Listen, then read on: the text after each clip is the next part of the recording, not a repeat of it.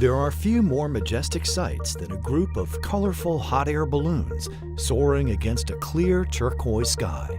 That sight is quite common in Albuquerque, New Mexico, the ballooning capital of the world, especially each year in early October during the annual Albuquerque International Balloon Fiesta. It's just really a treasure for us, and we want to make sure that we do everything we can so that the Balloon Fiesta continues to be one of the iconic events in the world. You think about Mardi Gras, you think about Times Square on New Year's Eve.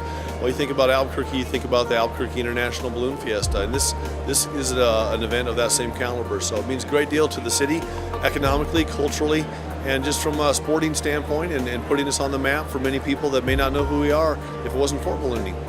Ballooning, also categorized as lighter-than-air flight, has been in existence since the late 18th century. In fact, the first untethered manned balloon flight took place in France in November of 1783. About 8 months later, the first manned flight in the U.S. was launched. Hot air balloons of today, with an onboard heat source, were made famous by Ed Yost in the 1950s and have been a passion for many adventurous sportsmen ever since. I think balloonists like the aspect that you're not totally in control.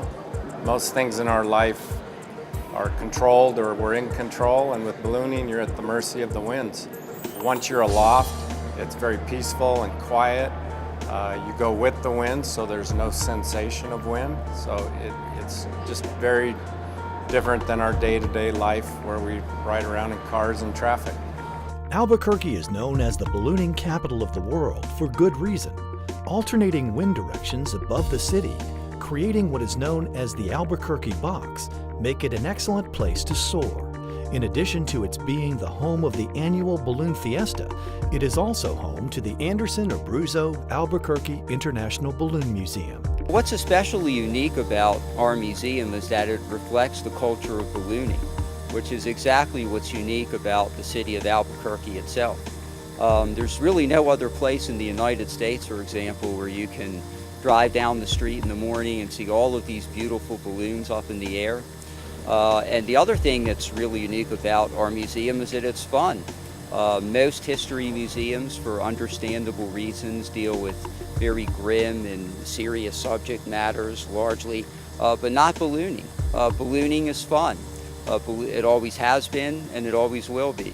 The Anderson-Abruzzo Balloon Museum is really one of the iconic buildings in our community. You can see from the architecture how significant it is for ballooning, but you can also see by the people that are in the museum how significant it is for both locals and for people that visit our city to understand ballooning better. I mean, this museum is rich with the history of ballooning and all over the world, not just in the city of Albuquerque. Of course, during the Albuquerque International Balloon Fiesta, the museum becomes a place for visitors from all over the world to come in and see more about ballooning, more about the city of Albuquerque, and more about our rich history and about the families that made ballooning an iconic sport in the city of Albuquerque and around the world.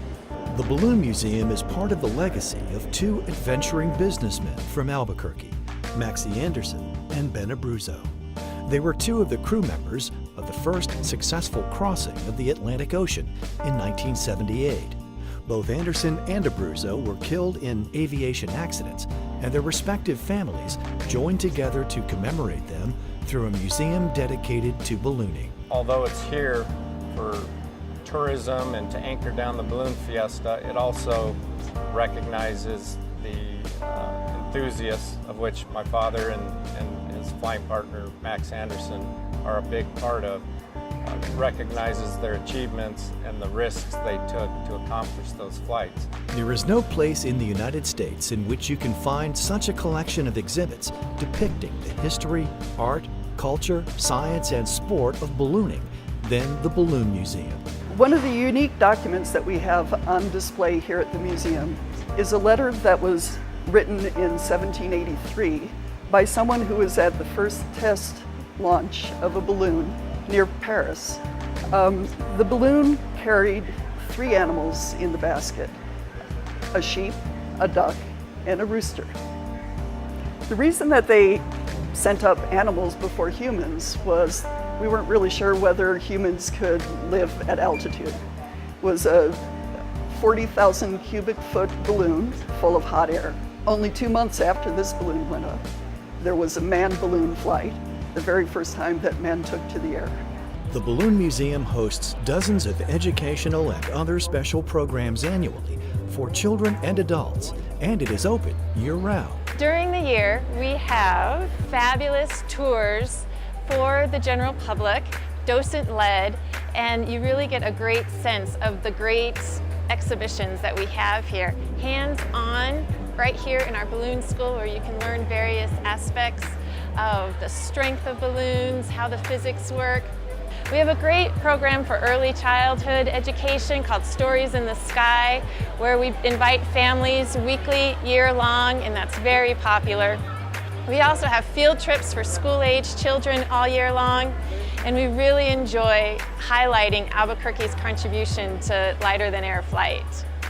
The Anderson-Abruzzo Albuquerque International Balloon Museum is a repository of information on epic flights, scientific discovery, and remarkable artifacts related to lighter-than-air flight.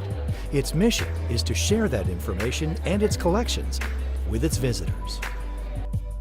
To learn more about the Anderson-Abruzzo Albuquerque International Balloon Museum, call today or visit the website